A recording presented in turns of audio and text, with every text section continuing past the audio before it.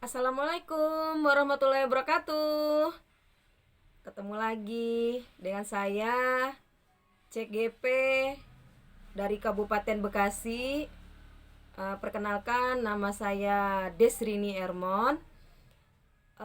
Di video kali ini saya akan bercerita membuat kesimpulan dari modul 1.4 tentang budaya positif.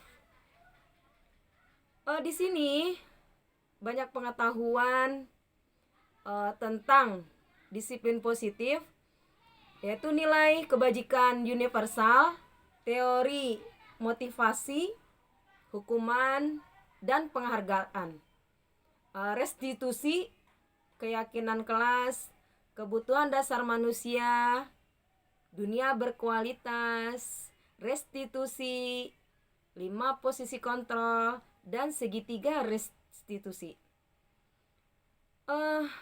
Teman-teman, pengetahuan yang didapat ini hendaknya dapat dituangkan kepada rekan-rekan di sekolah. Saya sebagai guru penggerak dan juga guru kelas 5 di sekolah memiliki peran dalam membuat dan terlaksananya budaya positif. Budaya positif sudah tertuang dan terlihat pada visi sebagai guru penggerak pada pembelajaran sebelumnya.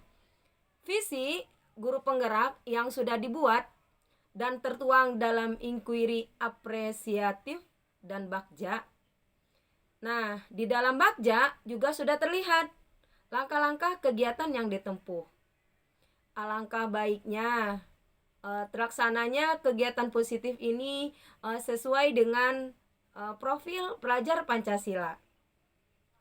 Pendidikan profil pelajar Pancasila juga merupakan salah satu yang harus diterapkan oleh saya sebagai guru penggerak dan peran saya sebagai guru penggerak, yaitu menggerakkan komunitas dalam menjalankan pembelajaran budaya positif yang berpihak pada murid sesuai dengan filosofi pendidikan nasional yang sudah dituangkan oleh Ki Hajar Dewantara. Pendidikan dan pembelajaran yang dilakukan di sekolah hendaknya membuat murid bahagia dan memberikan pembelajaran bermakna. Begitu juga budaya positif di sekolah hendaknya kita sesuaikan dengan filosofi Ki Hajar Dewantara, yaitu berpihak pada murid. Murid melakukannya hendaknya atas dasar keinginan dari dirinya sendiri, bukan mendapatkan hadiah atau takut memperoleh hukuman.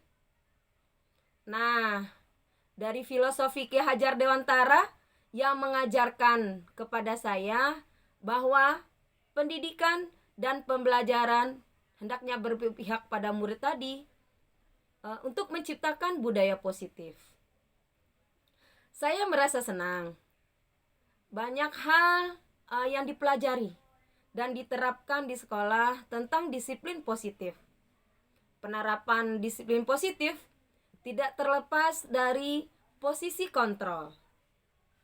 Posisi kontrol yang saya pelajari di modul 1.4 ini yaitu ada 5, yaitu sebagai penghukum, pembuat merasa bersalah, sebagai teman, pemantau, dan manajer. Kelima posisi ini harus disesuaikan dengan kasus yang ada. Posisi yang dipilih hendaknya menyadarkan murid atas kesalahan yang diperbuat untuk kedepannya menjadi lebih disiplin.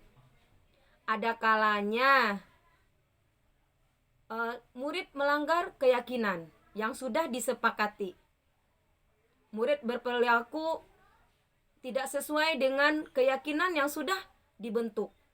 Di antaranya ada 3 motivasi yang diungkapkan menurut Diana Gozen, yaitu di antaranya menghindari ketidaknyamanan atau hukuman, untuk mendapatkan imbalan atau penghargaan dari orang lain. Selanjutnya, untuk menjadi orang yang mereka inginkan dan menghargai diri sendiri dengan nilai-nilai yang mereka percaya. Itu motivasi yang baik di antara 3 tadi. Nah, hukuman dan penghargaan yang diberikan kepada murid untuk menciptakan disiplin positif merupakan langkah yang kurang tepat. Penghargaan yang diberikan kepada murid yang menjalankan disiplin positif hanya sekedar mendapatkan hadiah, sehingga anak berbuat disiplin tersebut untuk imingan hadiah tersebut. Lain halnya juga yang diungkapkan oleh Cohen bahwa pemberian hadiah kepada murid yang berbuat disiplin bahwa berpengaruh jangka panjang dan jangka pendek, dan juga kurang efektif. Selanjutnya, merusak hubungan. Penghargaan juga mengurangi ketepatan, menurunkan kualitas, mematikan kreativitas, juga menghukum. Lain halnya menghukum. Murid melakukan kesalahan hanya bersifat sementara. Hukuman yang diberikan kepada murid yang melanggar hanya sekedar menghindarkan diri dari hukuman yang diterimanya. Oleh karena itu, motivasi yang terbaik dalam menjalankan keyakinan berasal dari dalam diri atau intern. Nah, selanjutnya, hal yang menarik dari pembelajaran ini adalah pada saat menemukan sebuah kasus dalam pelanggaran keyakinan kelas adalah dengan menggunakan segitiga restitusi. Segitiga restitusi terdiri dari 3. Di antaranya, menstabilkan identitas, validasi tindakan yang salah, selanjutnya menanyakan keyakinan. Keyakinan kelas dibuat dengan cara membuat pernyataan yang telah disepakati antara guru dan murid di kelas maupun di sekolah. Seseorang berbuat melanggar keyakinan disebabkan oleh beberapa hal dari kebutuhannya yang tidak terpenuhi. Menurut Dr. William Glasser dalam Choice Theory, dalam teorinya tentang kebutuhan dasar manusia, yaitu kebutuhan bertahan hidup, kasih sayang, dan rasa diterima atau kebutuhan untuk diterima. Penguasaan kebutuhan atau pengakuan atas kemampuan. Selanjutnya, kebebasan, yaitu kebutuhan akan pilihan. Selanjutnya, kesenangan, yaitu kebutuhan untuk merasa senang. Nah, penyelesaiannya, kasus bagi yang melanggar disiplin di sekolah sebaiknya menggunakan segitiga restitusi.